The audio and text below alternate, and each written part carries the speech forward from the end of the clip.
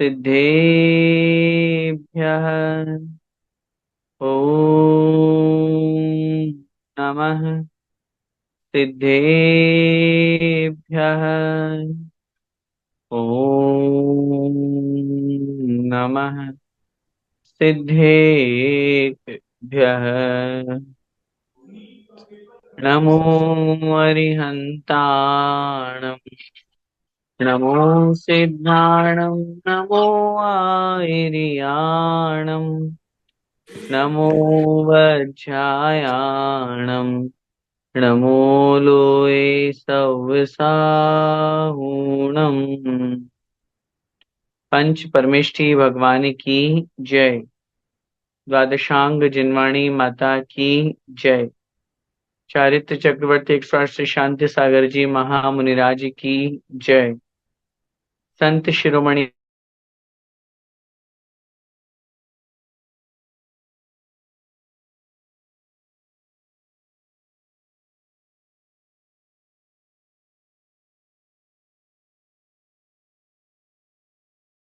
द्वीपस्थ समस्त महामुनिराजों की जय।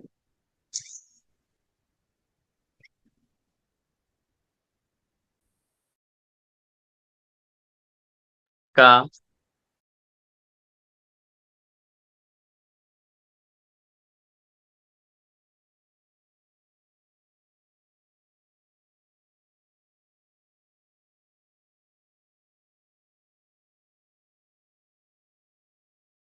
निश्चित रूप से उस भाग 3 के स्वाध्याय में जो हमने एक बहुत महत्वपूर्ण विषय जिनेंद्र देव की आराधना, जिनेंद्र देव की प्रार्थना हमें किस प्रकार करनी चाहिए, किस प्रकार भगवान की आराधना में हमारी शब्दावली होनी चाहिए, किस प्रकार भगवान की स्तुति करते हुए भगवान के गुणों का गुणानुवाद होना चाहिए।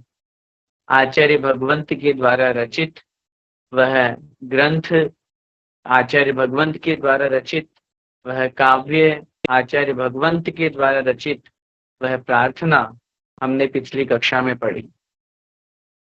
और जैसा कि दोनों भाग के माध्यम से हमने ये जाना था कि जैन धर्म का जो मूलभूत सिद्धांत है, चाहे वह रत्नत्रय धर्म की बात हो, चाहे सम्यक दर्शन, सम्यक ज्ञान, सम्यक चारित्र का पालन कराने में जो हमारे लिए सहकारी है, जो प्रयोजनभूत है, जो हमें उस लक्ष्य तक पहुंचाने वाले हैं, ऐसे सच्चे दीक्षार्थ गुरु हों, उनमें भगवान आदिनाथ से लेकर के भगवान महान महान तीर्थंकर हुए हैं, उनमें भी और विशेष जो तीर्थंकर हुए उनके बारे में हमने जाना।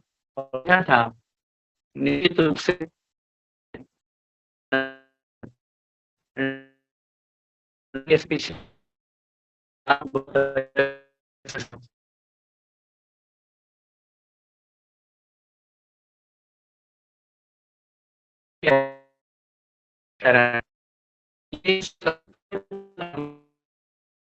हमने मंगल के मैंने कहा था विनायक, जो विनायक हुआ करता है, उस विनायक के अंतर में यही पूरे 17 है जो हमारे देव कहे गए हैं, पंच परमेष्ठी, चार मंत्र, चार उत्तम और चार शरण, इनकी भक्ति आराधना स्तुति की जाती है। वही हमने पिछले उस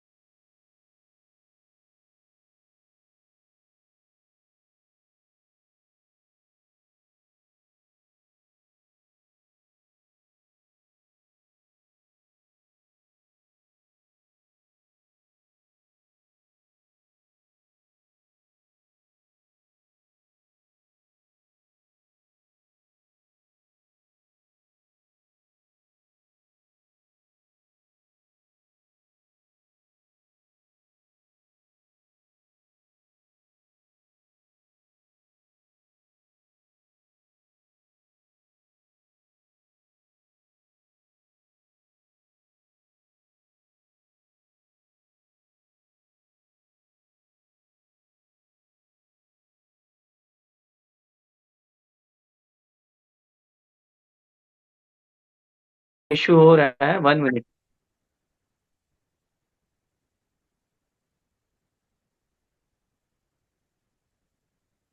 तो जो बात हम कर रहे थे, तो ऐसे पंच परमेष्ठी के मूल गुण को समझना बहुत आवश्यक है, ताकि उन मूल गुणों के माध्यम से हम उन परमेष्ठी की पहचान कर सकें।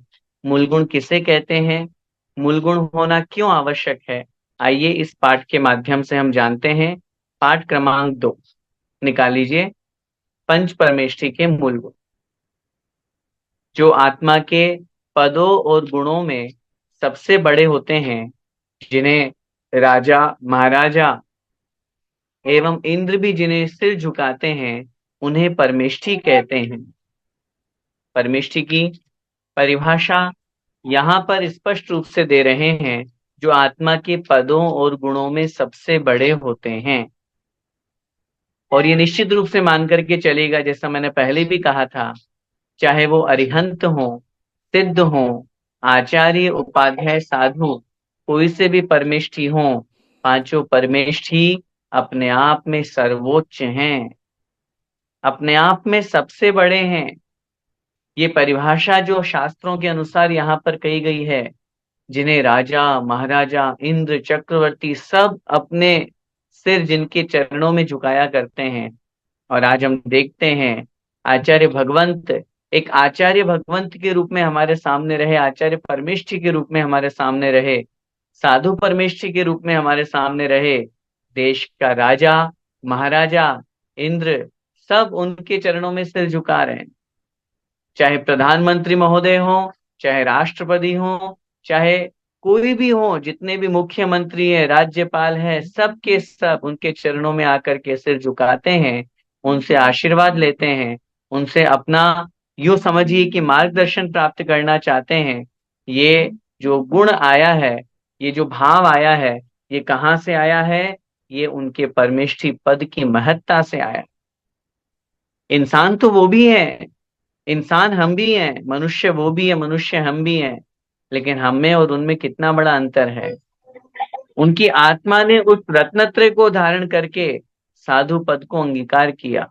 उनकी आत्मा ने उन मूल गुणों को धारण करके और आचार्य पद को स्वीकार करके, जो दुनिया को उपदेश दे करके, एक शब्द मुझे याद आ रहा है, मंगलाष्टक में आचार्य भगवंत का अपन एक विशेषण पढ़ते हैं, जिन शासनोन्नति कराहा, अर्थात जिन शासन की जो उन्नति करने वाले हैं, उसका विकास करने वाले हैं, उसकी प्रगति करने वाले हैं, ऐसे आचार्य भगवंत हमारे हुआ करते हैं। ये केवल एक आचार्य भगवंत का उदाहरण जो हमारे हमें अपनी आंखों से हमारे सामने हमें प्रत्यक्ष दिखाई दिया। अरिहंत और सिद्ध भगवान का तो कहना ही क्या। अरिहंत भगवान जब समोषण में विराजमान होते हैं, तब उस समय किस प्रकार चारों निकाय के देवता उनके चरणों में झुकते हैं, इंद्र आदि उनके चरणों में उनकी सेवा में हाजिर रहते हैं, ये सब उन परमेष्ठी की परिभाषा से परिलक्षित होता है। दूसरी परिभाषा जो यहाँ पर दी जा रही है, अथवा जो परम पद में स्थित हो, उन्हें परमेष्ठी कहते हैं। अर्थात परम पद, उच्च पद, मंगल पद, मांगलिक पद, ऐसा महान पद हमारे परमेष्ठी का हुआ करता है।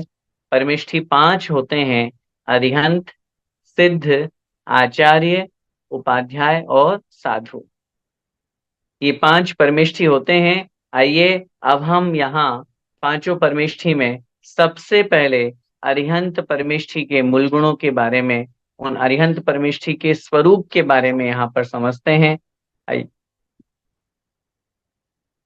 जिनके ज्ञानावरण, दर्शनावरण, मोहनीय और अंतराय, ये 4 घातिया कर्म नष्ट हो गए हैं, जिनके 46 मूलगुण होते हैं और जो 18 दोषों से रहित होते हैं, उन्हें अरिहंत परमेष्ठी कहते हैं। सबसे पहला विशेषण क्या दिया? जिनके ज्ञानावरण, दर्शनावरण, मोहनीय और अंतराय, ये 4 घातिया कर्म नष्ट हो गए हैं। सबसे पहले तो हमें ये समझना है, कर्म कितने होते हैं? उत्तर मिलेगा, कर्म 8 होते हैं।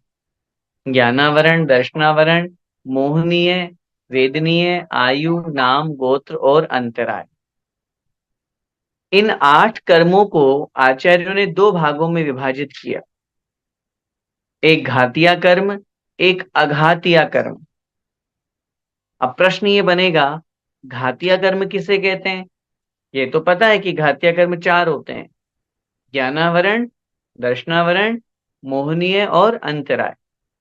लेकिन घातिया कर्म कहते किसको हैं? परिभाषा क्या है, यहां तो नहीं दी हुई। आचार्य भगवंत वीर सेन स्वामी महाराज ने धवला जी में स्पष्ट रूप से घातिया कर्म की परिभाषा देते हुए लिखा है: जो आत्मा के अनुजीवी गुणों का घात करते हैं उन्हें घातिया कर्म कहते हैं। मैं फिर परिभाषा बोल रहा हूं: जो आत्मा के अनुजीवी गुणों का घात करते हैं उन्हें उन्हें घातिया कर्म कहते हैं। अनुजीवी, अनुजीवी का मतलब होता है स्वाभाविक। आत्मा का जो स्वभाव है, आत्मा का जो बाय नेचर, जिसको अपन अपनी भाषा में बोलते हैं, वो चार गुण कौन कौन से हैं? अब आत्मा के अनुजीवी गुणों का घात करना, अनुजीवी गुणों का मतलब होता है स्वाभाविक गुण जो प्रत्येक आत्मा में पाए जाते हैं। संसार की प्रत्येक आत्मा में, संसार ही नहीं विश्व की, पूरे तीन लोक की प्रत्येक आत्मा में ये चार स्वाभाविक गुण पाए जाते हैं: अनंत ज्ञान, अनंत दर्शन, अनंत सुख और अनंत वीर्य। ये चार गुण आत्मा के स्वाभाविक गुण हैं। और इन चार गुणों को जो घात रहे हैं, इन चार गुणों को जो प्रकट नहीं होने दे रहे हैं, उन्हें हम कहते हैं घातिया कर्म। अनंत ज्ञान क्यों प्रकट नहीं हो पा रहा? क्योंकि ज्ञानावरण कर्म अभी सामने है, आत्मा के साथ लगा हुआ है। अनंत दर्शन क्यों प्रकट नहीं हो पा रहा? अनंत दर्शन मेरी आत्मा का स्वाभाविक गुण है, लेकिन अभी मैं अपने स्वभाव को क्यों प्राप्त नहीं कर पा रहा हूं? क्योंकि मेरे साथ दर्शनावरण कर्म लगा हुआ है। अनंत सुख, सुख प्राप्त करना तो मेरा स्वभाव है, सुखी होना तो मेरा स्वभाव है, मैं क्यों प्राप्त नहीं कर पा रहा हूं सुख? क्योंकि मोहनी कर्म मेरी आत्मा के साथ में लगा हुआ है। ऐसे ही अनंत शक्ति, मेरी आत्मा की शक्ति अनंत है। जैसे सिद्धों में शक्ति होती है, जैसे अरिहंतों में शक्ति हुआ करती है, फर्क इतना है उन्होंने अपने स्वभाव को प्राप्त कर लिया और मैं अभी अपने विभाव में हूं। मैं अभी संसार में हूं, मैं अभी विभाव रूप में कर्मों के उदय में फंसा हुआ हूं, कर्मों के जंजाल में जकड़ा हुआ हूं। इसलिए मेरी आत्मा के साथ में वह गुण अभी प्रकट नहीं हुआ। तो चार घातिया कर्म जो हैं वो जिन्होंने नष्ट कर दिए, अब चार घातिया तो नष्ट कर दिए, लेकिन अभी चार अघातिया भी बाकी हैं। आठ कर्मों में से जिन्होंने चार घातिया कर्मों का नाश कर दिया, इन्हें कहते हैं अरिहंत परमेष्ठी। शब्द है अरिहंत। अरि का मतलब होता है शत्रु और हंत माने नाश करने वाले। हमारी आत्मा के शत्रु कौन है? वैसे तो हमारा किसी से कोई शत्रुता का भाव नहीं है, लेकिन अगर एक रूपक अलंकार रूप में कहें तो कर्म ही हमारे शत्रु हैं। कर्मों के कारण से ही मेरी आत्मा संसार में परिभ्रमण करती है। इसलिए उन कर्म रूपी शत्रुओं को जिन्होंने पराजित कर दिया, नाश कर दिया, वे कहलाते हैं अरिहंत भगवान। आगे लिख रहे हैं, इनके 46 मूल गुण हुआ करते हैं। जो 18 दोषों से रहित होते हैं उन्हें अरिहंत कहते हैं। सामान्य रूप से अगर हम यूं कहें, जो वीतरागी, सर्वज्ञ और हितोपदेशी होते हैं उन्हें अरिहंत कहते हैं। हालांकि बहुत से अरिहंत ऐसे भी हैं जो बिना उपदेश दिए ही मोक्ष को प्राप्त हो गए, तो भी अरिहंत अवस्था तो उन्होंने प्राप्त की ही थी। बहुत से अरिहंत ऐसे भी हैं जो मूक केवली होकर के, जिन्होंने उपदेश ही नहीं दिया, मौन रहे पूरे केवली अवस्था में, अरिहंत अवस्था में।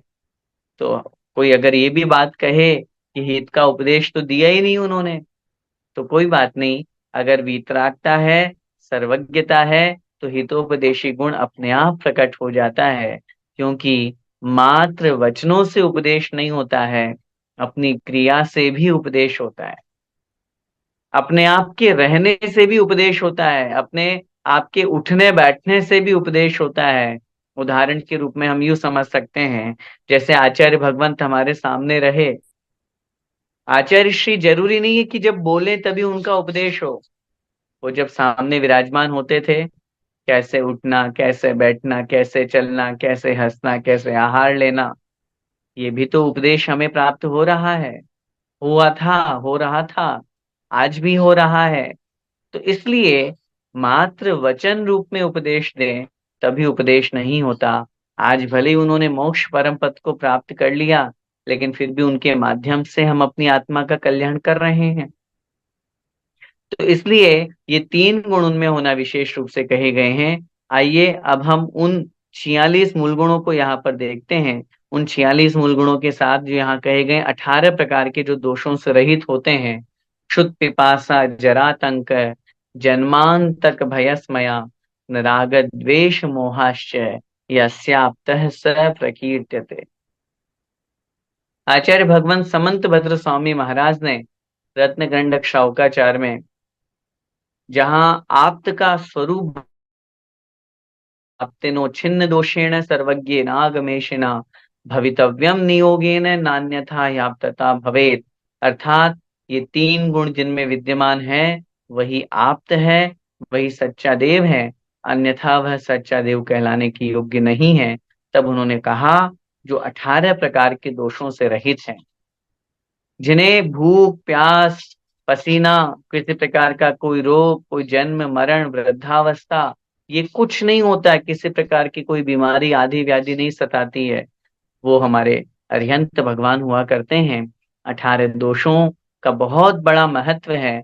अगर हमें संसार में भगवान का स्वरूप समझना है, दुनिया में भगवान तो बहुत हैं, लोग जिन्हें भगवान के रूप में मानते हैं, लेकिन एक बार इतना सा विचार कर लीजिएगा कि जिनमें ये दोष हैं वो हमारे लिए भगवान रूप में ही हैं, और जो दोष रहित हैं वो ही हमारे भगवान हैं। क्योंकि जिनमें दोष हैं वो दोष से जो युक्त हैं, जैसे उदाहरण समझिए, जैसे हम भोजन करते हैं, ऐसे ही अगर कोई अपने आप को बोले मैं भगवान हूं, और वो भी हमारी ही तरह भोजन कर रहे हैं, तो फिर हम में और भगवान में अंतर ही क्या रहा। जैसे हमें प्यास लगती है, हम व्याकुल होते हैं, परेशान होते हैं, ऐसे अगर लोग जिन्हें भगवान कहते हैं या जो अपने आप को भगवान माने बैठे हैं, उन्हें भी इस तरह से प्यास सताए, तो फिर हम में और उनमें अंतर ही क्या रहा। हमारा भी जन्म मरण हो रहा है, हमारे भी पसीना आ रहा है, हमारे भी मलमूत्र क्षेपण हो रहा है, हमारे भी संसार में राग द्वेष मद लोभ मोह चिंता रति अरति शोक भय सब लगे हुए हैं, तो फिर हम में और भगवान में अंतर ही क्या रहा। भगवान तो हम उसे ही कहेंगे ना जिसमें कोई गुण विद्यमान हो, और गुण 46 मूल गुण होते हैं। बस महानुभाव यही बात समझ लीजिए, जहां दोष है वो भगवान नहीं, जहां निर्दोष है वो हमारे भगवान। जहां किंचित राग है वो हमारे भगवान नहीं हो सकते, जहां वीतरागी अवस्था है वही हमारे लिए भगवान है। इसीलिए और कुछ नहीं समझना, कौन भगवान है कौन नहीं है, इस उलझन में नाम लेने की आवश्यकता नहीं है। आप तो बस ये देख लीजिए, जहां 18 दोषों में से अगर एक भी दोष है, एक भी, तो फिर वो वीतरागी नहीं है, वो भगवान नहीं है, वो सच्चा देव नहीं है, वो अरिहंत नहीं है। भले ही अरिहंत की प्रतिकृति रूप में दुनिया में घूमता रहे, भले ही दुनिया के सामने खूब अच्छा उपदेश देता रहे, भले लाखों करोड़ों अरबों लोग उनके फॉलोवर्स हों, लेकिन जहां वीतरागता है सच्चा देव वही कहलाए। और जो वीतरागी भगवान है, जिनेंद्र भगवान है, हम तो स्पष्ट रूप से हमेशा कहते हैं उनमें एक भी दोष बता दीजिए, और अगर दोष निकल आएगा तो उनकी पूजा उस दिन से बंद हो जाएगी, वो अरिहंत कहलाने की योग्य नहीं रहेंगे। क्योंकि हमारे यहाँ पर नाम की पूजा नहीं होती, गुणों की पूजा होती है। महावीर नाम की दुनिया में कितने सारे लोग हैं, लेकिन जब महावीर भगवान की जय बोलते हैं तो क्या उन लोगों को भी जय करते हैं, उनको भी प्रणाम करते हैं, उनको भी नमोस्तु होता है क्या? नहीं होता। नाम तो बहुत है, नाम से क्या मतलब है? वो गुण जिनमें विद्यमान है वो हमारे लिए पूज्य है। महावीर भगवान में है इसलिए महावीर भगवान पूज्य है। अगर महावीर भगवान में वो गुण विद्यमान नहीं होते तो हम महावीर भगवान की पूजा नहीं करते, जैसे अन्य लोगों की नहीं करते। यही जैन दर्शन की ताकत है। प्रत्येक आत्मा में परमात्मा बैठा हुआ है, बस ये गुण विद्यमान होने चाहिए, ये गुण प्रकट होने चाहिए। आत्मा के अंदर बैठे हैं ये गुण, अभी कर्म शक्ति से दबे हुए हैं। अभी कर्मों के कारण से हमारी आत्मा जकड़ी हुई है, पराधीन है, हम कर्मों को परास्त नहीं कर पा रहे हैं। लेकिन जिस दिन हम अपना पुरुषार्थ करेंगे, हम रत्नत्रय धारण करके मोक्ष मार्ग पर चलेंगे, जैसे इन महान आत्माओं ने अपनी आत्मा के कल्याण के लिए यह मार्ग अपनाया, जिस दिन हम अपनाएंगे, हमारे भी कर्मों का नाश होकर के आत्मा का वह स्वाभाविक गुण प्रकट हो जाए। और प्रकट हो जाने का मतलब यही है कि हमारे अंदर भी अरिहंत अवस्था प्रकट हो जाए। तो इसलिए 18 प्रकार के दोषों से जो रहित हैं, 46 मूल गुण से जो सहित हैं, आइए वो 46 मूल गुण कौन कौन से हैं उनको अपन यहाँ पर समझते हैं और देखते हैं। अरिहंत भगवान के, अरिहंत परमेष्टि के मूल गुण। ये पहला जो छंद दिया जा रहा है, इस छंद में पूरे 46 मूल गुणों का नाम है। इसलिए ये अगर हमें याद हो जाता है तो हमें अलग अलग याद करने की आवश्यकता नहीं पड़ेगी। आइए देखते हैं। 34 अतिशय सहित प्रातिहार्य पुनि आठ, अनंत चतुष्टय गुण सहित ये 46 पाठ। 10 अतिशय हैं जन्म के, 10 ही केवल ज्ञान, 14 होते देवकृत, अतिशय 34 जान। सबसे पहली लाइन में कहा 46 मूल गुणों में 3400 अतिशय सहित। 34 अतिशय अरिहंत भगवान की हुआ करते हैं। आगे लिख रहे हैं प्रातिहार्य पुनि 8, 8 प्रकार के प्रातिहार्य, अनंत चतुष्टय गुण सहित। और अनंत चतुष्टय, जो 4 अनंत चतुष्टय हैं, इन गुणों से सहित 46 पाठ। ये 46 प्रकार के गुण कहे गए। 34 अतिशय और 8 प्रातिहार्य हो गए हमारे 42, 42, और 4 अनंत चतुष्टय हो गए 46।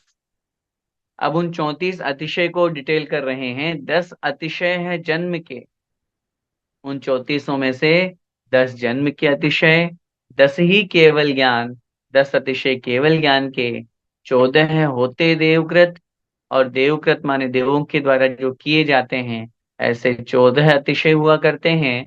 और इस प्रकार 10 जन्म के, 10 केवल ज्ञान के, 20, और 14 हो गए देवकृत, 34। ये 34 अतिशय कहलाते हैं। अतिशय किसे कहते हैं, अगर हम इस बात पर चर्चा करें तो एक ऐसा विशेष, यूं कहें महत्व या विशेष कार्य जो अन्य जीवों में नहीं होता, जो महान आत्माओं में ही हुआ करता है, उसे हम अतिशय कहते हैं। अतिशय शब्द का शाब्दिक अर्थ अनेक रूप में कहा जाता है। अतिशय माने वृद्धि भी होता है, अतिशय माने उच्चता भी होता है, अतिशय मतलब महानता भी होता है, और अतिशय का मतलब चमत्कार भी हुआ करता है। ये सब शब्द हमें बता रहे हैं अन्य लोगों से भिन्नता किस प्रकार रखी जाती है, और जो अन्य में नहीं पाए जाए, किन्हीं विशेष आत्माओं में पाए जाता है, वह अतिशय होते हैं। ये 34 अतिशय हुआ करते हैं। 10 जन्म के, 10 केवल ज्ञान के, 14 देवकृत, 34 अतिशय के साथ में 8 प्रातिहार्य और 4 अनंत चतुष्टय। ये 46 मूल गुण होते हैं। इन 46 मूल गुणों में सबसे पहले हम जन्म के 10 अतिशय के बारे में पढ़ते हैं। क्योंकि जो अरिहंत हुआ करते हैं, एक उदाहरण के रूप में हम लेकर के चलें ताकि विषय अपने को और अच्छी तरह से जल्दी समझ में आएगा। कोई भी तीर्थंकर को अपन उदाहरण रूप में ले, वैसे तो सभी तीर्थंकर अभी वर्तमान में तो सिद्धालय में हैं, लेकिन जिस रूप में जिस अवस्था की अपन पूजा करते हैं वो अरिहंत अवस्था कहलाती है। और उस अरहत अवस्था में, उस अरिहंत अवस्था में ये ये 46 मूल गुणों से सहित होते हैं। तो जब कोई भी तीर्थंकर जो पांच कल्याणक वाले हैं वो जब जन्म लेते हैं तो कौन कौन से अतिशय होते हैं, क्या क्या गुण उनमें विशेष होते हैं, क्या क्या उनमें विशेष महत्व हुआ करता है जो अन्य प्राणियों में नहीं होता, अन्य जीवों में उनके ऐसे रख समान, सकते हैं। दुनिया में सच रहने बोला वाले अन्य लोगों में, मगर। अन्य मनुष्यों में नहीं होता। उनके बारे में अपन देखते हैं जन्म के 10 हम्म, अतिशय। हम्म, अतिशय बिल्कुल भाई सच रूप है। सुगंध तन, नाहि पसेव निहार, प्रिय हित वचन अतुल्य बल, रुधिर श्वेत आकार, लक्षण सहसरु आठ तन, समचतुष्क संठान, वज्र वृषभ नाराज जुत, ये जन मत दश जान। अरिहंत भगवान का जब इस संसार में मनुष्य पर्याय में जन्म होता है, कोई भी तीर्थंकर जो तीर्थंकर बनने वाले हैं वो जब जन्म लेते हैं तब उस समय किस प्रकार का अतिशय प्रकट होता है। सामान्य रूप से तो हमने पढ़ा ही है, पंच कल्याणक में देखा ही है कि जब गर्भावस्था में आते हैं तो उसके 6 माह पहले रत्न वृष्टि, जन्म के समय कैसे ढोल नगाड़े बजते हैं, कैसे सुमेरु पर्वत पे ले जाके अभिषेक, सारी प्रोसेस। लेकिन उस आत्मा में क्या गुण प्रकट हुआ, उस आत्मा में क्या विशेषता आई जो अन्य जीवों में नहीं है, अन्य प्राणियों में नहीं है, जिससे ये पता चल रहा है ये अलग है, अन्य मनुष्य अलग है। भोजन करने के बाद में संसार के ऐसा कोई प्राणी नहीं है जिसके मलमूत्र क्षेपण नहीं होता हो। लेकिन एकमात्र तीर्थंकर जो बनने वाले हैं, अभी बने नहीं है, बनने के बाद तो होने का सवाल ही नहीं है, जो आगे जाकर के तीर्थंकर बनेंगे उनमें क्या अतिशय प्रकट हुआ है, क्या प्रोसेस बनी है, क्या नेचुरल चीज है, इनको जन्म से ही ऐसी चीज मिली है कि मलमूत्र क्षेपण होना ही नहीं है। जो कुछ भी ग्रहण करेंगे सब शरीर के अंदर ही सप्त धातु रूप में परिणत हो जाएगा।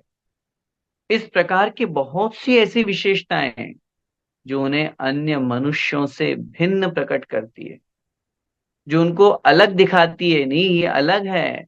क्यों अलग है? अरे भाई, ये अरिहंत बनने वाले हैं, ये तीर्थंकर बनने वाले हैं, ये अन्य लोगों से, अन्य मनुष्यों से अलग है। देखिए, सबसे पहले अपन 10 अतिशय छंद में से निकालते हैं, उसके बाद में फिर आगे बढ़ेंगे। सबसे पहला अतिशय रूप, पहले नंबर का जो अतिशय है, अतिशय, अतिशय का मतलब हो गया बहुत अत्यंत सुंदर रूप, सौंदर्य। दूसरा सुगंध तन, अर्थात शरीर से सुगंध आना, ना ही पसेव, पसीना नहीं आना। और चौथा हो गया निहार, निहार का मतलब होता है मलमूत्र क्षेपण। ना ही माने नहीं, नहीं शब्द दोनों में लग जाएगा, ना ही पसेव, ना ही निहार। हाँ, ये याद करना है। अब ये मत सोचिएगा कि इसका एग्जाम तो अगले साल होगा, अगले साल तो होगा लेकिन पढ़ना तो अभी भी है ना। भले ही भाग 2 का एग्जाम 7 दिन बाद होने वाला है, इसका एग्जाम आगे होगा, लेकिन विषय को अभी भी समझना है ना। तो पहली लाइन में 4 अतिशय अपन को पता चले। अतिशय रूप माने तो बहुत सुंदर शरीर का सौंदर्य रूप। दूसरा सुगंधित तन, अर्थात शरीर में सुगंध आना। तीसरे नंबर पे शरीर से पसीना नहीं आता। चौथे नंबर पे निहार, मलमूत्र क्षेपण नहीं होना। पांचवा है हित मित प्रिय वचन, सुंदर हित मित प्रिय वचन का बोलना। छठा है अतुल्य बल, अर्थात अतुल बल का होना, इतने बलशाली होना। इसके बाद में है, 6 हो गए। सातवां है रुधिर श्वेत आकार, रुधिर जो होता है, खून जो होता है, वो श्वेत वर्ण का होता है दूध के समान सफेद वर्ण का। ये हो गए 7। फिर है आठवां, लक्षण सहस्रु आठ तन, तन माने शरीर में, सहस माने हजार, आठ माने आठ, 1008 शुभ लक्षण जिनमें होते हैं। ये हो गए 8 गुण। फिर सम चतुष्क संठान अर्थात जो सम चतुरस्र संस्थान होता है वह नपातुला शरीर। और 10वां है वज्र विषम नाराज जुत अर्थात वज्र विषम नाराज सहनन। ये जन्मत 10 जान अर्थात ये जन्म लेते ही 10 प्रकार के अतिशय उनके हुआ करते हैं। आइए एक एक को हम डिटेल यहाँ पर समझते हैं। सबसे पहला है अतिशय रूप। अर्थ में दिया हुआ है अरिहंत भगवान का शरीर जन्म से ही बड़ा सुंदर एवं सुडोल हुआ करता है। कामदेव का पद अपनी जगह है, लेकिन तीर्थंकर जितने भी हुआ करते हैं वो कामदेव सरीखे सुंदर रूप वाले हुआ करते।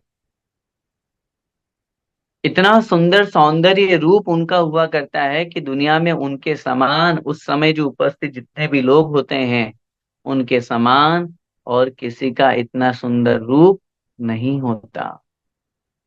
ऐसा अतुल सौंदर्य जिसकी उपमा जिसकी कल्पना जिसकी तुलना हम संसार के किसी से भी नहीं कर सकते, क्योंकि संसार में जो एक ही है उसकी क्या उपमा करेंगे। संसार में जो बहुत सारे हों तो उनसे तो हमारी उपमा हो सकती है, किसी चीज की उपमा हो सकती है, उसकी शक्ति ऐसी जितनी उसकी जैसी। जैसे किसी की शक्ति लगाना हो ना, उसमें इतनी शक्ति जैसे हाथी में, उसमें इतनी शक्ति जैसे शेर में, वो इतना सुंदर जैसे चंद्रमा। अरे भाई, जब चीज ही एक है, वस्तु ही एक है, पदार्थ ही एक है, तो फिर हम उसकी तुलना किससे करें, उसकी उपमा किससे करें। जिससे भी करेंगे इसका मतलब वो दूसरी वस्तु हो गई, दूसरी चीज हो गई। ऐसा अतुल सौंदर्य, इतना सुंदर शरीर हुआ करता है कि सामने वाला और कोई, भले ही अब अपन मन में विचार आ सकता है, क्योंकि एक बार हमारे मन में ऐसा विचार आया था तो हमने पूज्य गुरुदेव के चरणों में ये जिज्ञासा रखी, तो हमें समाधान प्राप्त हुआ कि महाराज, एक तरफ तो हम कहते हैं कि भगवान का रूप बड़ा सुंदर हुआ करता, इतने सुंदर रूप वाले होते हैं कि दुनिया में और कोई नहीं उनके जैसा।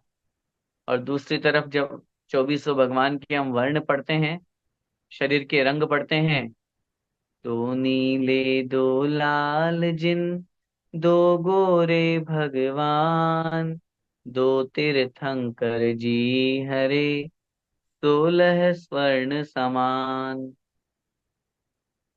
अब 24 तीर्थंकर में दो नीले वर्ण के, दो लाल वर्ण के, दो गोरे भगवान, दो सफेद वर्ण के, और दो तीर्थंकर जी हरे, दो भगवान हरे वर्ण के, और शेष बचे हुए 16 तीर्थंकर स्वर्ण के समान, पीले रंग। अब बताओ, अब एक तरफ तो हम कह रहे हैं बड़े सुंदर स्वरूप वाले, और दूसरी तरफ भगवान तो काले, भगवान तो नीले, भगवान तो हरे, भगवान तो पीले। ये तो रंग बिरंगे हो गए।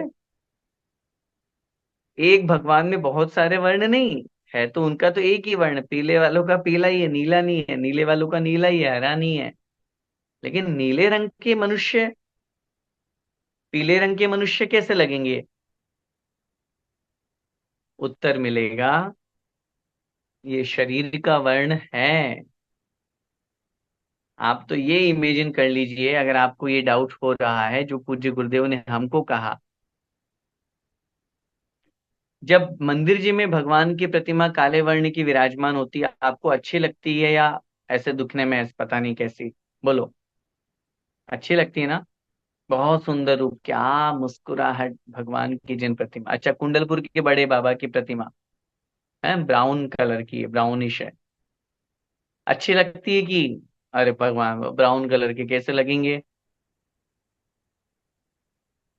जब प्रतिमा इतनी सुंदर है तो भगवान कितने सुंदर होंगे। भजन भी तो बोलते हैं हम, तेरी प्रतिमा इतनी सुंदर, तू कितना सुंदर होगा। इसलिए ये मत सोचिए कि जब प्रतिमा रूप में ही वो इतने सुंदर हैं तो भगवान असली रूप में कितने सुंदर होंगे।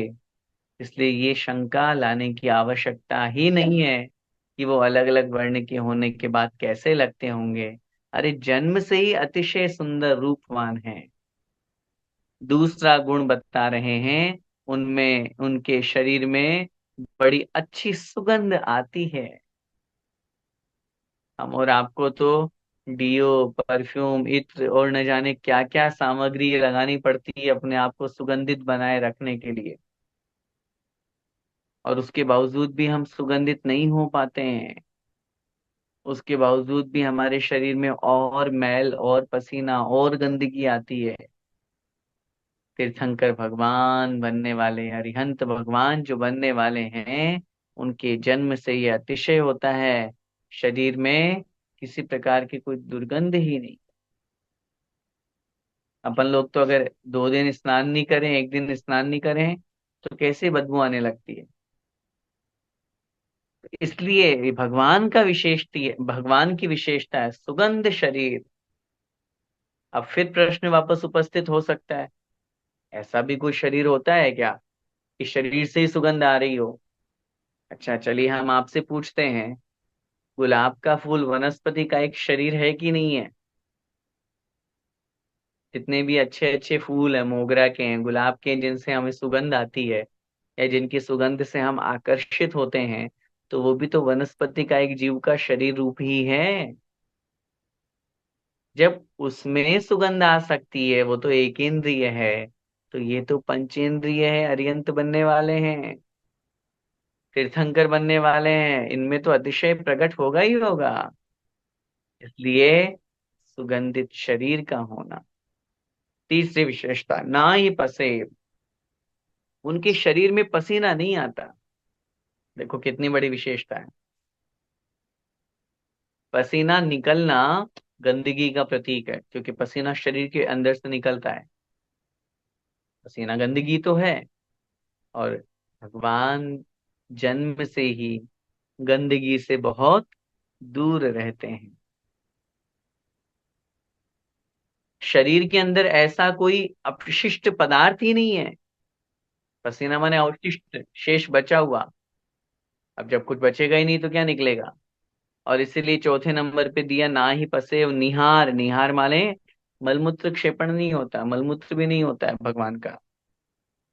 बताओ, जन्म से ही ऐसी शक्ति मिल रही है, जो कुछ भी ग्रहण करेंगे वो सब शरीर में सप्त धातु रूप में ही परिणत हो जाएगा। आवश्यकता ही नहीं है मलमूत्र करने की। हाँ, लेकिन इसका मतलब ये मत समझिएगा, हाँ मलमूत्र नहीं होता तो फिर संतान उत्पत्ति रूप में वीर्य कैसे निकलता है। वो तो है, स्वाभाविक सी बात है, क्योंकि वो मलमूत्र नहीं है, वो तो धातु रूप में है। लेकिन मलमूत्र जैसे पसीना है, जैसे मल है, जैसे मूत्र है, ये गंदगी उनके शरीर से नहीं निकलती। आचार्यों ने शास्त्रों में लिखा है, जैसे दीप्त तपरिद्धि, तप्त तपरिद्धि, महातपरिद्धि आदि जो तप रिद्धियों को धारण करने वाले मुनिराज होते हैं, उनमें भी ऐसी शक्तियां प्रकट हो जाया करती है। वो जो कुछ भी ग्रहण करते हैं शरीर में लग जाता है, मलमूत्र नहीं होता। तो यहाँ तो जो तीर्थंकर बनने वाले हैं, जन्म से ही उनका ये गुण है कि उनके शरीर से मलमूत्र क्षेपण नहीं होता। पांचवें नंबर का जो मूल गुण है वह है, वे सबसे मीठे बोलते हैं।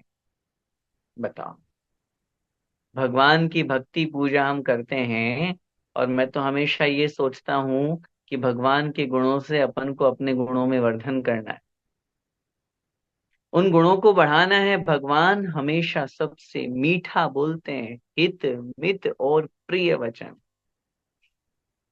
हितकारी वचन, किसी का अहित करने वाले, अशुभ करने वाले, अकल्याण करने वाले, अमंगल करने वाले वचनों का प्रयोग तीर्थंकर नहीं करते। किसी को मारने रूप शब्दों का प्रयोग नहीं करते, किसी के दिल को ठेस पहुंचे, हृदय को पीड़ा पहुंचे, ऐसे अपशब्दों का प्रयोग तीर्थंकर अरिहंत भगवान नहीं करते, जन्म लेते ही नहीं करते। बोलते भी हैं तो मित माने बहुत थोड़ा, और प्रिय वचन जो सामने वाले को बहुत अच्छा लगे। अरे जब मुनि महाराज के लिए ही पंडित दौलत राम जी ने लिख दिया, भाषा समिति में वो कितना अच्छा पालन करते हैं। जग सुहित कर सब अहित हर, श्रुति सुखद सब संशय हरे, भ्रम रोग हर जिनके वचन, मुख चंद्र ते अमृत झरे। कितने अच्छे वचन बोलते हैं मुनि महाराज, जग को जग का हित करने वाले, जग सुहित कर सब अहित हर, सब अहित को, अमंगल को दूर करने वाले, श्रुति सुनने में सुखद सुख देने वाले, सब संशय हरे, सभी संशय को, सभी विकल्पों को दूर करने वाले। इस तरह के वचन भगवान के हुआ करते हैं। आगे अगला जो विशेषण दिया है छठे नंबर का, वह है अतुल्य बल, अर्थात उनके शरीर में अतुल्य, अतुल्य माने जिसकी कोई तुलना नहीं की जा सकती, ऐसा, ऐसी शक्ति उनमें प्रकट हुआ करती है। याद है भगवान महावीर स्वामी का प्रसंग मैंने आपको बताया था। उत्तर पुराण में आचार्य भगवंत गुणभद्र स्वामी महाराज स्पष्ट रूप से लिखते हैं, जब भगवान महावीर स्वामी की उस छोटी सी काया को देख करके सौधर्मेंद्र के मन में ये विचार आया, उसको विकल्प हो गया, मैं इतना बड़ा कलश भगवान के मस्तक पर डालूंगा, कुछ हो गया तो। तुरंत उन्होंने उस ज्ञान से जाना, जान करके और सुमेरु पर्वत को हिलाया अपने अंगूठे से। आचार्यों ने लिखा वहां पर, जैसे ही महावीर भगवान ने जन्म के, तो क्योंकि जन्माभिषेक था वो, जन्म हुआ नहीं और अंतर मुहूर्त में सुमेरु पर्वत पर ले जाया जाता है, और वहां भगवान का अभिषेक हो रहा है और उसे विकल्प हो रहा है इंद्र को, सोदर्म इंद्र को। उन्होंने अपना पैर का अंगूठा दबाया, सुमेरु पर्वत हिल गया। तुरंत उससे अपनी भूल का एहसास हुआ, अरे मैं किस पे डाउट कर रहा हूँ, ये तीर्थंकर हैं, ये तो जन्म से 10 अतिशय के धारी हैं, अतुल्य बल इनके साथ में है, ऐसे एक नहीं लाखों कलश भी डाल दिए जाएं, ऐसे एक नहीं हजारों शिलाएं भी, करोड़ों शिलाएं भी पार्श्वनाथ भगवान पर फेंक दी जाती तो भी उनका बाल भी बांका नहीं होता। अतुल्य बल, ये शक्ति उनमें जन्म से ही प्रकट हुआ करती है। अगला विशेषण दे रहे हैं, रुधिर, रुधिर श्वेत आकार, अर्थात जो उनका रुधिर माने खून होता है, वो श्वेत आकार, सफेद वर्ण का हुआ करता है,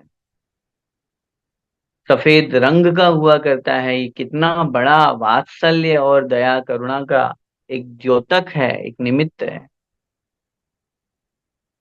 खोज करने वालों ने, इसके ऊपर रिसर्च करने वालों ने बहुत तरह से रिसर्च करी, तब रिजल्ट ये सामने आया, एक स्त्री जब तक मां नहीं बनती है, उसके स्तनों में हाड़ मांस खून पीप रहता है, लेकिन जैसे ही वो मां बनती है, मां बनते ही अपने संतान के प्रति उसे इतना प्रेम, इतना वात्सल्य जागृत होता है, उन्हीं स्तनों में जिसमें खून मांस पीप था पहले, उसी स्तन में दूध आ जाता है। अब आप खुद विचार कीजिए, उनमें दूध कहाँ से आया, किसी ने भरा तो नहीं, उसने दूध पिया हो तो वो तो पेट में जाएगा। एक नेचुरल व्यवस्था पर विचार कीजिए, एक संतान के प्रति ऐसा वात्सल्य भाव उसमें प्रकट हुआ, उसके स्तनों में दूध आ गया, मेरे बेटे के लिए, मेरी बेटी के लिए, मेरे संतान के लिए, अपने सीने से लगा करके उसको दूध पिलाती है। जब एक संतान के प्रति ऐसा वात्सल्य प्रकट हो जाए, स्तनों में वह दूध प्रकट हो जाए, तो विचार कर सकते हैं, जिन तीर्थंकर के मन में एक नहीं, दो नहीं, हजारों लाखों करोड़ों अरबों नहीं, अनंत अनंत जीवों के प्रति दया प्रेम करुणा वात्सल्य भाव भरा हुआ हो, तो उनके तो स्तन क्या, हाथ पैर क्या, पूरे शरीर में ही खून जो है सफेद वर्ण का दूध के समान हो जाया कर। ये वात्सल्य का प्रतीक है, ये दया प्रेम करुणा का प्रतीक है, जो उन्हें जन्म से ही प्राप्त होता है। इसके बाद में आठवां विशेषण है, लक्षण सहस्रु 8 है तन, शरीर में 1008 शुभ लक्षण होते हैं, जिनमें 108 मुख्य होते हैं और 900 लक्षण गौण होते हैं, जिनमें जैसे कहा गया है, शरीर में शंख आदि का चिन्ह होना, या हृदय स्थल पर श्रीवत्स का चिन्ह होना, ये सब चीजें जो होती है, ये उनके महापुरुष होने का द्योतक होती है। ऐसे उनके शरीर में शुभ लक्षण पाए जाते हैं। फिर उसके बाद में बता रहे हैं नौवां लक्षण, सम चतुष्क संठान, संठान माने संस्थान, शरीर का जो आकार होता है वह समचतुरस्र संस्थान के रूप में हुआ करता है, जहां पर शरीर का प्रत्येक अंग उपांग नपा तुला हुआ हो। 6 प्रकार के संस्थान होते हैं, जिसमें सबसे उत्तम संस्थान समचतुरस्र संस्थान है। जितना यहाँ का आकार, उतना ही नाक का, उतना ही यहाँ का हर अंगोपांग। ऐसा नहीं नाक बड़ा हो गया आंख छोटी हो गई। बहुत लोगों को देखते हैं ना, आंख बड़ी होती है और शरीर के अंगोपांग छोटे होते हैं, किसी के कैसे किसी के कैसे। लेकिन ऐसा नहीं होता। सुंदर शरीर के साथ पूरे अंगोपांग नपे तुले, वो कहलाते हैं समचतुष्क संस्थान, माने समचतुरस्र संस्थान, जिसे हम बोलते हैं ना, समान रूप से चौरस। और अंतिम 10वां विशेषण है वज्र विषम नाराज जुत, अर्थात जिनके शरीर में वज्र विषम नाराज सहनन हुआ करता है। 6 प्रकार के सहनन होते हैं। सहनन का मतलब होता है हड्डियों की शक्ति। जिनकी हड्डियां, उन हड्डियों को बांधने वाली आपस में कीलें, और उनको आपस में बांधने वाला जो मांस का वेष्टन है, वो वज्र के समान कठोर हुआ करता है। जिनके शरीर में किसी भी प्रकार का जो मांस आदि है, हड्डियां आदि है, वो कमजोर नहीं होता, बिल्कुल मजबूत वज्र के समान। हनुमान जी का वह प्रसंग याद कीजिए, जिसमें वो जब विमान से, जन्म होते ही वो विमान से जब उनको ले जाया जा रहा था, तो वो विमान से नीचे गिर गए थे। और जैसे ही नीचे गिरे तो विकल्प हुआ पवनंजय को, अरे अब क्या होगा। लेकिन जैसे नीचे आकर के देखा, जिस शिला पर वो गिरे थे, शिला चूर चूर हो गई और हनुमान जी को कुछ नहीं हुआ। जबकि वो तो अभी बालक रूप में थे, अभी जन्म ही लिए थे, लेकिन चरम शरीरी थे। वज्र शमनारा सहनन था, इसलिए उनको कुछ नहीं हुआ। ऐसी हड्डियों की शक्ति, ये कहलाती है वज्र शमनारा सहनन। 6 प्रकार के सहनन होते हैं, उसमें ये सबसे उत्तम और सबसे अच्छा सहनन माना जाता है। ये 10 प्रकार के जो गुण हुआ करते हैं, ये जन्म से ही उन अरिहंतों में प्रकट होते हैं। समय आपका हो गया है आज तो, इसलिए अभी मैं तो ये सोचता था कि कम से कम अरिहंत भगवान के 46 तो पढ़ेंगे। लेकिन चूंकि विषय इतना अच्छा है और एक एक गुण, एक एक मूल गुण समझने लायक है, मैं तो यूं कहूंगा कि ये पाठ नहीं है। पाठ तो हम पढ़ ही रहे हैं। मैं तो यूं समझूंगा, हम तो पंच परमेष्ठि विधान कर रहे हैं। जैसे आचार्य श्री हमें कहा करते हैं, सिद्ध चक्र विधान जब अपन अष्टानिका पर्व में करते हैं, आचार्य श्री ने खुद अपने शब्दों में कहा है, सिद्ध चक्र विधान किसी समय सार से कम नहीं है। ऐसे ही मैं ये निवेदन करूंगा, इतना अच्छा अपन 46 मूल गुण पढ़ेंगे। पंचपरमिष्टि विधान में यही तो करते हैं, और वहां तो 1-1.5 घंटे में पूरा विधान भी कर लेते हैं। 2 घंटे 3 घंटे में पूरा विधान कर लेते हैं, लेकिन यहाँ तो अपन ने 1-1.5 घंटे में अभी केवल 10 जन्म के अतिशय पढ़े। वो समझना बहुत जरूरी है, और ये आप जब पूरा पाठ पढ़ लेंगे, और मैं आपसे निश्चित रूप से कहूंगा उसके बाद फिर आप पंच परमेष्टि विधान करेंगे, फिर देखिए आनंद ही आनंद है। फिर जो पाठ करने में, जो विधान करने में जो आनंद आएगा, समझने में जो आनंद आएगा, उसका फिर कहना ही क्या। आज समय हो गया है, इसलिए इतना ही। अरिहंत भगवान के जो 46 मूलगुण है, उसमें हमने जन्म के 10 अतिशय अभी अपन ने पढ़े हैं। आगे केवल ज्ञान होने पर कैसे 10 अतिशय होते हैं, देवताओं के द्वारा कैसे 14 अतिशय प्रकट किए जाते हैं, 8 प्रातिहार्य, 4 अनंत चतुष्टय, इन सब विषय को अपन आगे देखेंगे। जो 10 जन्म के अतिशय अपन ने पढ़े हैं, उनको और अच्छी तरह से समझ करके आप सब लोग, हम यही भावना भाते हैं, अरिहंतों की आराधना पूजा करते हुए हम भी एक दिन उस अरहत पद को प्राप्त करें, इसी मंगलमय भावना के साथ। बोले द्वादशांग जिनवाणी माता की जय। संत शिरोमणि आचार्य भगवंत 108 श्री विद्यासागर जी महामुनिराज की जय। पूज्य गुरुदेव निर्यापक श्रवण मुनि पुंगव श्री सुधा सागर जी महाराज की जय। आप सभी लोगों से निवेदन है, जो हमारा विषय चल रहा है, उसमें भाग 2 हमारा जो कंप्लीट हो गया था, उस भाग 2 में हमारे सामने जो परीक्षा आ रही है, जैसा कि लास्ट वीक हमने अनाउंस किया था, कि नेक्स्ट 29 जून को परीक्षा आयोजित होने वाली है। सबसे पहला निवेदन पुनः मेरा आप सब लोगों से, जिन्होंने रजिस्ट्रेशन नहीं किया है, नहीं कराया है, आप सभी लोग प्लीज जल्दी से जल्दी रजिस्ट्रेशन करें और कम से कम 5-5 अन्य दूसरे लोगों को भी आप जोड़ें। जितना ज्यादा लोगों को आप जोड़ेंगे उतना ज्यादा आपको भी पुण्यार्जन होगा, उनको भी लाभ मिलेगा।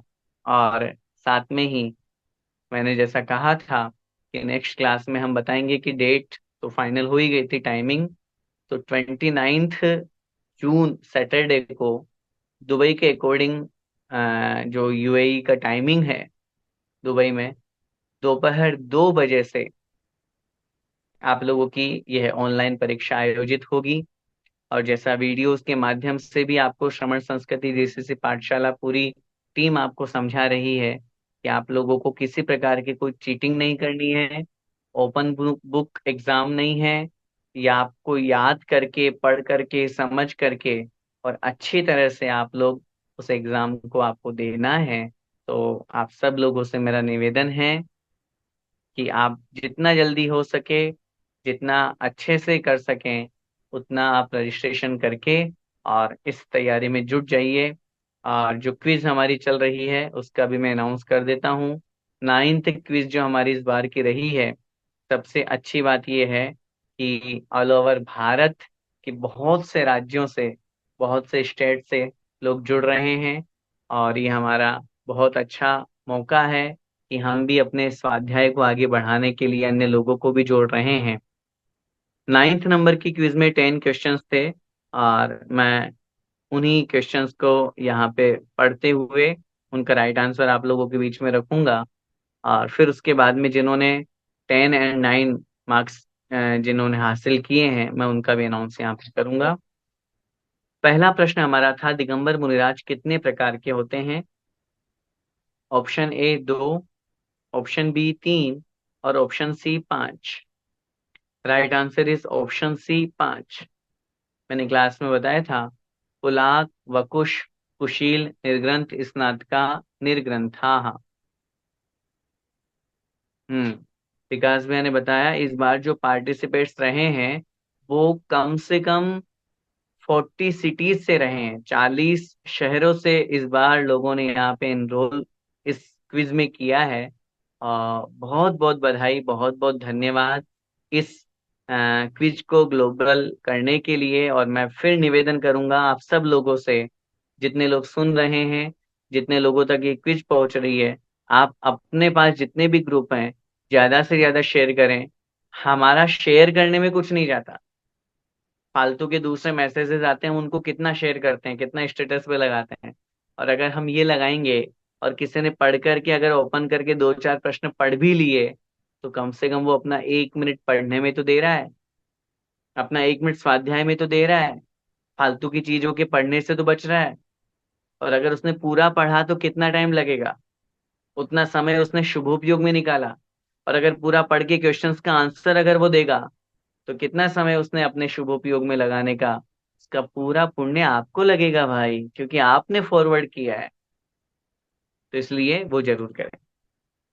सेकंड क्वेश्चन हमारे बीच में था, जैन आगम के अनुसार आत्मा कितने प्रकार के होते हैं? ऑप्शन ए 2, ऑप्शन बी 3 और option C 4। Right answer is option B 3, बहिरात्मा, अंतरात्मा और परमात्मा। क्वेश्चन थर्ड, जो दिख रहा है वो मैं नहीं हूं और जो देख रहा है वो मैं हूँ, ये किसका लिखा हुआ है? आचार्य श्री विद्यासागर जी महाराज, आचार्य उमा स्वामी महाराज या कुंद कुंदाचार्य?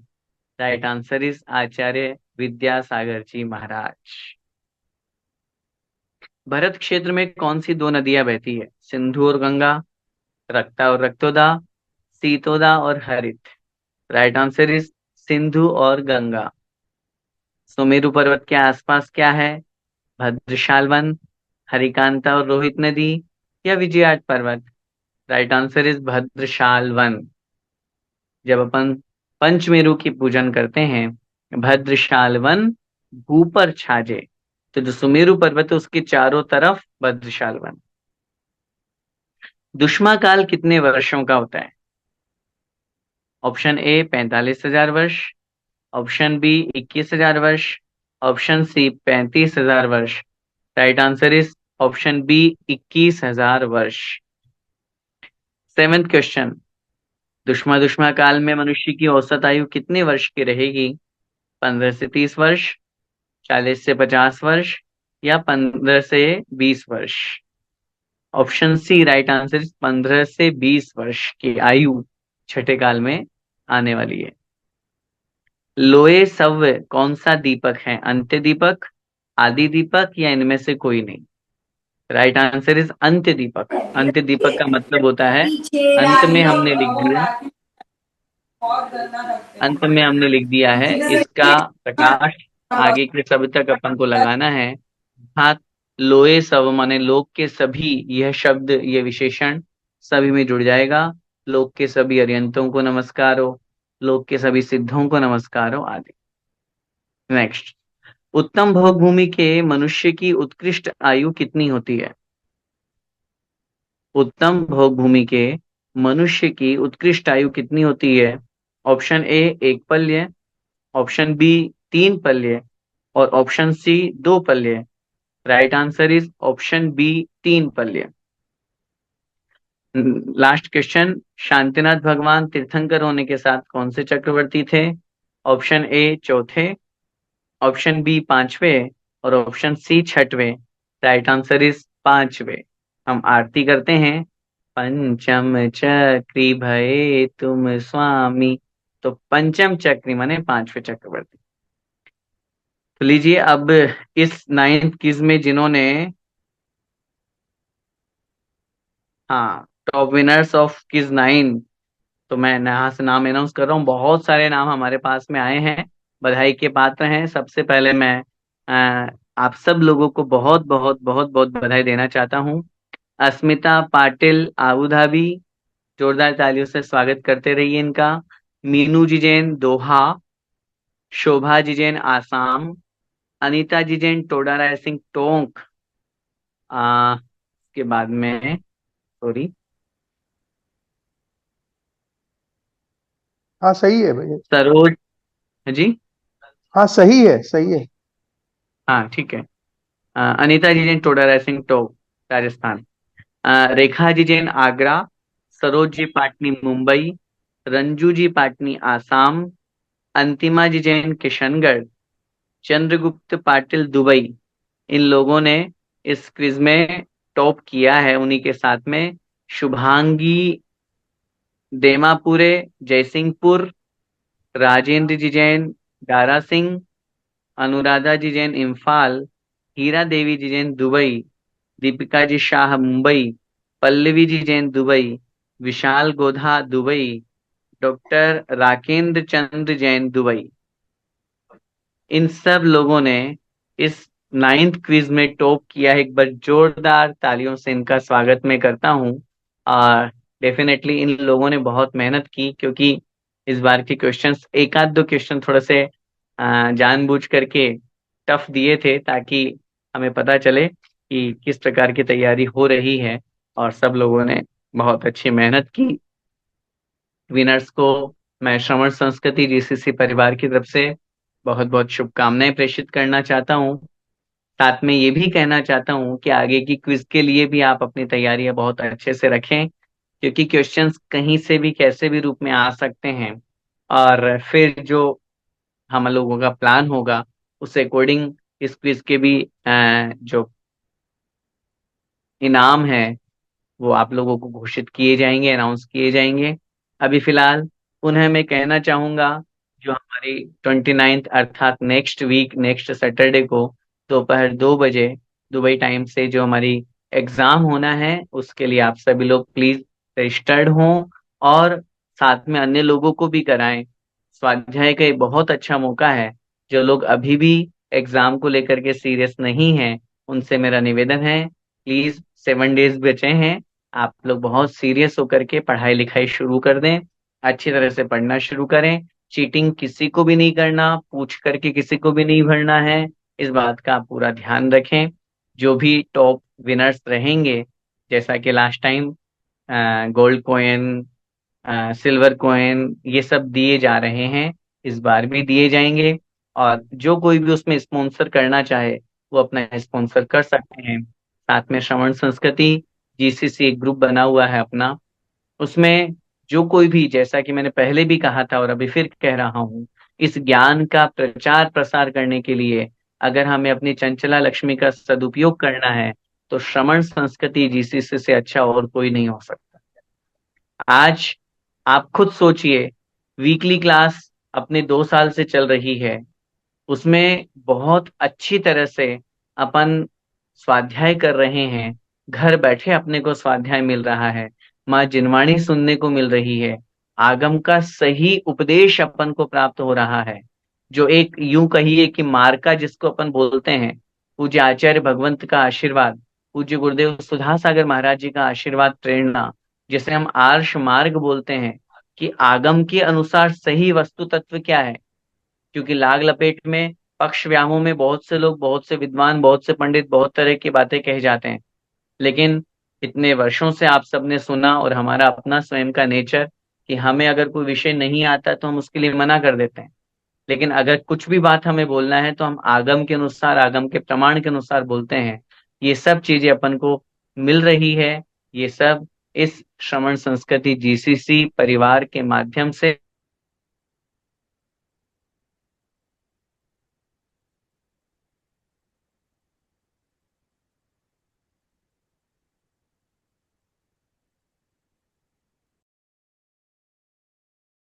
कल अपना पूरा प्रोग्राम करते हैं, वीडियोस बनाना है, सारी टीम को जो कुछ भी यहाँ पर अपना अ, खर्चा होता है, उसमें अपन अपनी तरफ से जो कुछ भी डोनेट करना चाहें वो कर सकते हैं, ताकि ये क्लास हमारी अनवरत कंटिन्यू चलती रहे।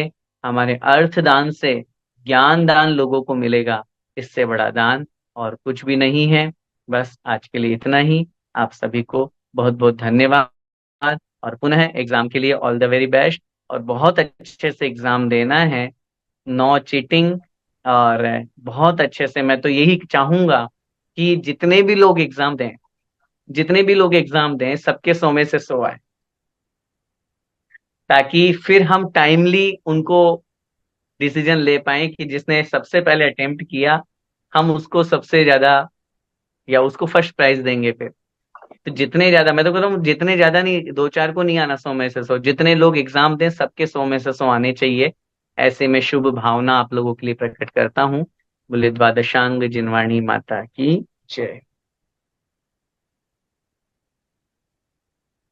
भैया जी एक कोई एक एक भैया जी जय जिनेन्द्र, एक छोटा सा क्वेश्चन। चलिए। एक्चुअली बहुत जनों से हम लोग के पास में मैसेजेस आ रहा है कि क्वेश्चन का मैसेज पैटर्न क्या देखिए, होगा, क्वेश्चन का पैटर्न क्या होगा। तो भैया जी आप थोड़ा सा बताइए कि कितना इस कोर्स में जो है वो कितना परसेंटेज या कैसे, कुछ थोड़ा सा आइडिया दीजिए कि एग्जाम से पहले कुछ ना कुछ तो फॉर्मूला मिल जाता है, तो हमारे ऑडियंस को भी सबको थोड़ा बताइए। देखिए फॉर्मूला की बात तो यही है, जहाँ पैटर्न तक की बात है, अपनी पैटर्न अपना लास्ट टाइम जैसा था वैसा ही रहेगा।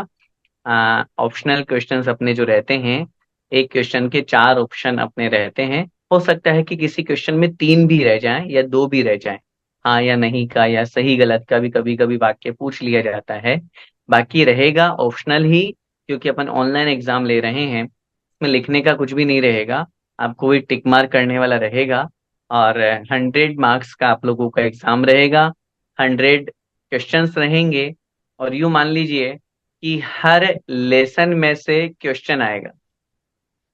ऐसा एक भी लेसन नहीं छूटेगा जिसमें से क्वेश्चन ना बने।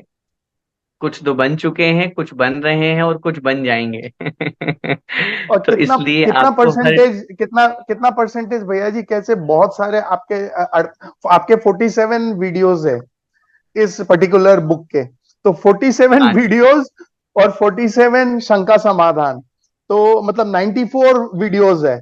अब ये बुक में से कितना परसेंटेज और लेक्चर्स में से कितना परसेंटेज? देखिए, ये बात तो मैं क्लियर कर दूं थोड़ा सा। अब चूंकि विकास भैया पूछ रहे हैं और मैं विकास भैया को ये मानते हुए कि सब इनकी ये प्रतिनिधि के रूप में सबका पूछ रहे हैं कि जितने भी लोग एग्जाम देते हैं तो वो एक एक होबिया होता है। It's true. मैं भी एग्जाम दूंगा तो मेरे मन में भी कहीं ना कहीं एक डर होगा कि यार क्या होगा क्या होगा। तो वही एग्जाम का एक थोड़ा सा है। तो थोड़ा सा आपको इजी करने के लिए बोल रहा हूँ कि जो 47 आपके शंका समाधान हुए हैं, शंका समाधान में से ज्यादा क्वेश्चंस नहीं आएंगे, क्योंकि अभी हम एग्जाम का जो ले रहे हैं वो बुक के अकॉर्डिंग और क्लास वाइज ले रहे हैं। इसलिए मेरा एक निवेदन तो ये आप लोगों के लिए रहेगा, उसको थोड़ा कम पढ़िएगा, या अभी टाइम कम है तो आप उसको एक कम, यो मान लीजिए कि 10% आप उसको ले सकते हैं। रही बात वीडियोस को सुनने की, तो वीडियोस में से भी, क्योंकि देखिए बुक में होना अलग बात होती है और उसका डिटेल अलग होता है, ये आप भी जानते हैं कि डिटेल के साथ में कितने सारा विषय निकलता है। बुक तो आप लोगों के पास में, फिर मैं क्यों पढ़ा रहा हूँ। लेकिन बुक के साथ में कितना सारा विषय निकलता है, आप खुद सोचिए। अगर आप आज के लेसन को देखेंगे तो 10 मिनट में अपन जितना पढ़े वो पूरा पढ़ सकते हैं, लेकिन आज उस 1.5 घंटे में अपन ने उस 10 जन्म के अतिशय को डिटेल किया। तो इसलिए यू मान करके चलिएगा, 10% शंका समाधान, 50% वीडियोस एंड 40% बुक। इतना आप थोड़ा सा करेंगे, पढ़ेंगे तो 100 मार्क्स का पेपर रहेगा। क्योंकि वीडियोस में आपकी बुक भी आ रही है, तो इसलिए मैंने उसको 50% दिया है। बाकी कोई अगर ये कहे कि मुझे वीडियो देखना ही नहीं है, अभी टाइम नहीं है, तो वो बुक से भी पढ़ सकते हैं, तो कुछ तो उनको मिलेगा ही मिलेगा। और जो बुक भी पढ़ रहे हैं और बुक न पढ़ करके अगर मात्र वीडियो देखेंगे, तो उनको दोनों चीज मिल जाएंगी वहाँ।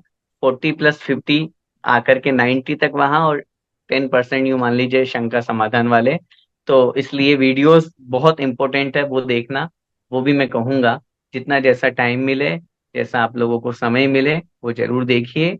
और नहीं है, कम टाइम है, तो बुक्स से ही पढ़ करके जितना हो सके, क्योंकि डीपली भी कुछ क्वेश्चंस बनाए गए हैं, बनाए जा रहे हैं, क्योंकि रिजल्ट भी देना है। और जितना डेप्थ में जाकर के अपन अध्ययन करेंगे, अपना विषय और खुलेगा और अच्छा होगा। तो बस यही सोच करके हम प्रश्न पत्र का निर्माण कर रहे हैं, और जल्दी ही आप लोगों के पास 29th को वो क्वेश्चन पेपर मिल जाएगा। बहुत बहुत अनुमोदना भैया जी, बहुत बहुत अनुमोदना।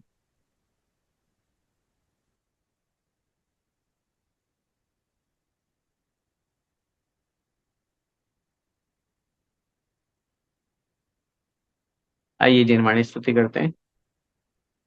जा वाणी के ज्ञान ते सूझे लोकालोक, सो वाणी मस्तक नमु सदा देत हूँ ढोक। हे जिन वाणी भारती तो हे जपू दिन रेन, जो तेरा शरणा गए सो पावे सुख चैन। देव भजूं अरिहंत को गुरु सेवा निर्ग्रंथ, दया धर्म पालूं सदा यही मोक्ष का पंथ। नो वर्णन।